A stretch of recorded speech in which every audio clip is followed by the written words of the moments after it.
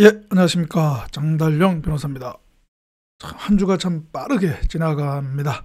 벌써 내일은 또 즐거운 토요일이 시작이 됩니다. 금요일 저녁인데요. 오늘 방송 하나 하려고 하는데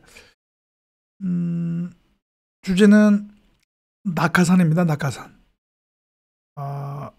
그 하늘에서 비행기에서 내려오면서 사용하는 낙하산 있죠. 근데 그 낙하산이 아주 또 부정적인 의미로 쓰이고 있죠. 이른바 정권의 어떤 권세에 힘입어서 회사라든가 공공기관의 임원으로 내려와 앉는, 제대로 일은 하지 않고 돈만 급여만 타가는 그러한 그 인사들을 우리가 낙하산이라고 하는데요. 그 관련한 이야기를 할까 합니다. 때마침 그 관련한 뉴스하고 그 다음에 또 법원 판결이 있어서 이거는 우리나라 그 정치 사회의 어떤 그 발전을 위해서 우리가 꼭 필요한 그런 그 사항이기 때문에 여러분들에게 알려드리고자 합니다. 먼저 낙하산과 관련한 그 통계 뉴스가 있는데요. 여러분 지금 화면에 보이시죠? 제목이 공공기관 임원 30% 캠코더 출신 상임 감사는 10명 중 6명. 이게 11월 10일, 그러니까 그전에요. 그래요. 예. 그 보도된 그 인터넷 언론 매체 CEO 스코어 데일리라고 하는 그 경제 전문 그 매체인데요. 여기서 그 한번 그 국내 350개 공공기관 임원 432명을 그 출신을 전수 조사를 했는데요. 그 전수 조사한 결과 기관장 3인 감사 중 캠코더라고 하죠. 대선 캠프, 그러니까 문재인 그 대선 캠프, 그 다음에 코드 더불어민주당 출신 그 캠코더 출신이 이 문재인 정부 출범 초기에 비해서 9.2%포인트나 올라갔다는 겁니다. 그러니까 오히려 더 그런 낙하산이 더 많았다. 9.2%포인트만큼 늘어났다라고 하는 것이죠. 기관장 중에서는 캠코더 비중이 17.4%에서 22.1%로 늘어났고요. 상임 감사도 무려 58.8%에서 20%포인트 껑충 뛰었다는 것이죠. 요 밑에 그 관련된 도표 사진이 나오는데요. 문재인 대통령이 취임 초에 약속한 게 뭐였죠? 뭐 취임 이전에 대선 선거운동 기간 중에도 낙하산 인사 없다라고 이렇게 약속을 했죠.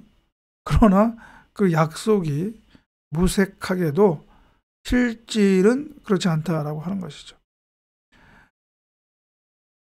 뭐 낙하산 인사 그 자체도 우리가 경계해야 할 일이지만 그런 낙하산 임원들이 제대로 일을 하면 뭐 그거 상관은 없겠죠. 그러나 그런 낙하산 인사들이 제대로 일을 할 리가 없지요. 쉽지는 않죠. 그러니 그들이 내려앉은 그러한 그 기관이 제대로 굴러가겠습니까? 국민의 혈세로 운영되는 그런 공공기관들, 공기업들 이런 데들이 제대로 운영이 될 리가 없고, 그것은 고스란히 그 피해가 그 기관으로 돌아가는 것이고, 그 피해는 또 국민에게 돌아가는 것이죠. 그렇기 때문에 이 낙하산, 이걸 우리가 다음 내년 5월 9일 출범하는 새로운 정부에서도 마찬가지입니다. 이게 이런 낙하산 인사가 없어야 되는데 참 그렇게 참 기대라고 할까요? 할 수 없는 우리나라 현재 정치 사회적인 그런 환경이죠. 이렇게 낙하산 인사가 정부가 출범 그러니까 어떤 정부든지 그런 이 낙하산 인사가 이렇게 문제를 일으키는 그 이유, 다시 말하면 낙하산 인사가 이루어지는 거는 그 낙하산 인사들에 대한 법적 책임을 묻는 그런 경우가 거의 없기 때문입니다. 그렇기 때문에 어떤 문제가 발생해도 공공기관에 어떤 손해를 일으키는 어떤 문제가 발생하더라도 뭐 책임질 일이 그런 사례가 없으니까, 케이스가 없으니까 뭐 남을 나라고 하는 거죠. 그런 문제가 발생해도 난 책임지지 않는다. 그런 안이한 그런 생각을 갖고 있기 때문에 그냥 겁 없이 낙하산으로 막 내려와 앉는 거죠. 그러던 차에 최근에 서울 고등법원에서 중요한 판결이 하나가 있었는데요. 리걸타임즈, 이 법률신문 그 언론 매체에서 보도한 건데요. 회사 대표 포함 모든 인사, 그러니까 사내든 사회든 모든 인사 감사는 다 준법 감시 의무가 있다. 그러니까 어떻게 보면 임원의 충실 의무의 하나죠. 준법 감시 의무. 그래서 그러한 만약에 감시 의무를 소홀히 했다. 그래서 그것으로 인해서 회사가 어떤 손해를 입었다라고 하면 그 손해에 대해서는 그 임원들은 공동 책임이 있다고 하는 것이죠. 이 사건이 어떤 사건이냐면은 그 4대강 아시죠? 4대강. 그 4대강 관련해서 그 입찰 담합 그 논란이 있었지 않습니까? 이 사건에서는 대우건설인데요. 이 대우건설이 4대강 사업 입찰 단합 관련해 가지고요. 공정위로부터 그때 과징금 총 446억 원의 가징금을 부과를 받았는데, 그래서 경제개혁연대와 대우건설 주주 12명이 2014년 4월 달에 이 대우건설 서 전 대표와 이사들을 상대로 해서 손해배상 소송을 냈죠. 처음에는 회사에게 이들에 대해서 손해배상 소송을 내라라고 했는데 회사가 따르지 않으니까 주주 대표 소송을 낸 것이죠. 그래서 1심은 전부는 아니지만 주주들의 청구를 일부 인정을 해줬습니다. 그래서 다른 이사, 그러니까 이사들을 빼고 그 대표 이사에게만 그 직무 감시 의무 위반 책임을 물어서 했는데, 여기에 대해서 양쪽이 항소를 했고 그 항소심 서울고법에서 며칠 전에 판결이 나왔는데요. 1심과 다르게 대표이사뿐만 아니라 나머지 이사들에 대해서도 책임이 있다라고 해서 그 책임을 다른 이사들에까지 확장을 한 것입니다. 그래서 여기 나오면 재판부는 상법 제393조에 따르면 주식회사의 이사는 이사회의 일원으로서 이사회에 상정된 의안에 대해 참부의 의사표시를 하는데 그치지 않고 담당 업무는 물론 대표이사를 비롯한 다른 업무 담당 이사의 업무 집행을 전반적으로 감시할 의무가 있다. 대표이사나 다른 업무 담당 이사의 업무 집행이 위법하다고 의심할 만한 사유가 있음에도 고의 또는 과실로 감시 의무를 위반, 이를 방치한 때에는 그로 인해 회사가 입은 손해를 배상할 책임이 있다고 밝혔다는 것이죠. 이미 이러한 그 취지의 그런 판단은 이미 2008년에 나왔는데요. 이미 대법원은 2008년에 대규모 주식회사의 이사에 대해 합리적인 정보와 보고 시스템, 내부 통제 시스템을 구축하고 그것이 제대로 작동하도록 배려할 의무가 있다고 선언했다라고 하는 것이죠. 무슨 말이냐? 어떤 의심할 만한 정황이 구체적으로 없다 하더라도 그러한 내부 통제 시스템, 준법 통제 기준을 마련하고 그러한 시스템을 구축하고 운영할 의무가 이사에게 있다는 것입니다. 또 감사도 마찬가지고요. 그러한 이사의 업무를 감사할 책임이 감사에게 있다는 것입니다. 그러한 내부 통제, 준법 통제에 관련한 임무를 성실히 수행하지 않았다면 그것 자체로 책임의 근거가 될 수 있다라고 하는 것이죠.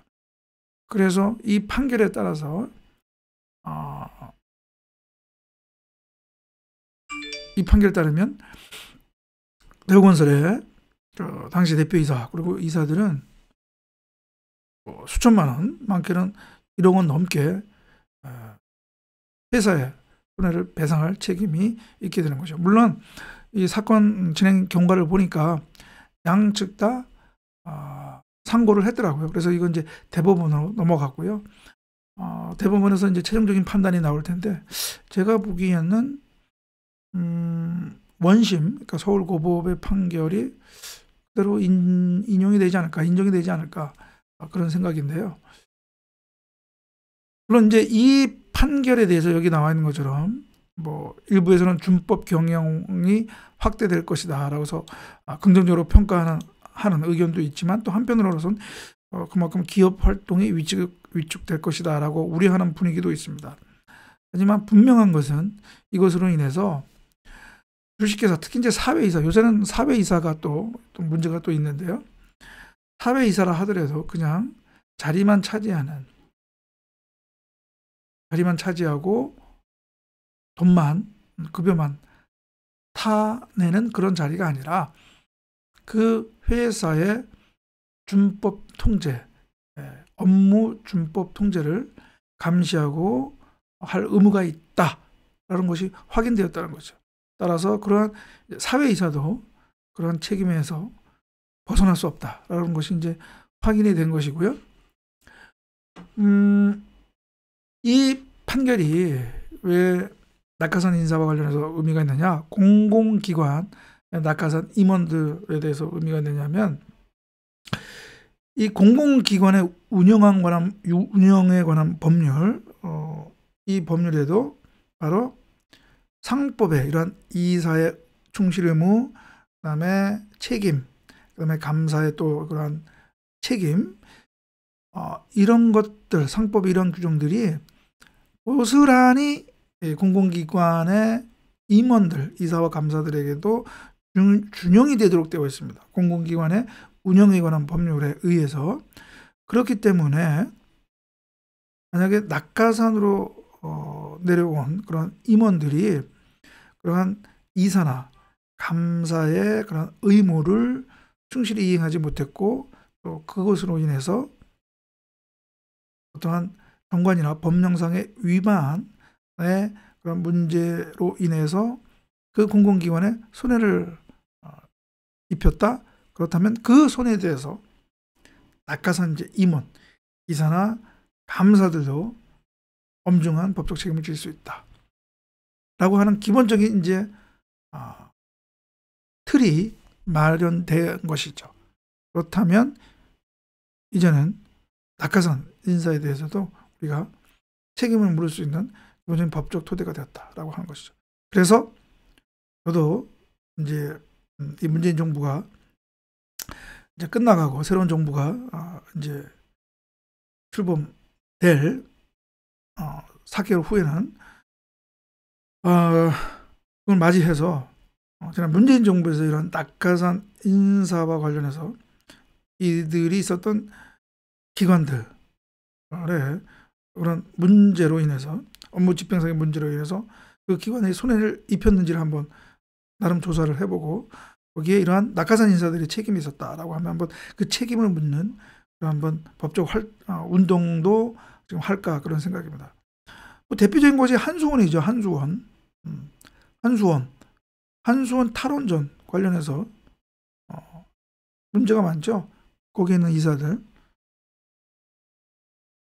만약 그 탈원전으로 인해서 한수원이 경영상 손실을 입었고 그런 손해에 대해서 그 손해가 발생한 것에 대해서 그런 임원들이 그 직무를 제대로 이행하지 않았다. 그렇다면 그것은 바로 그 한수원의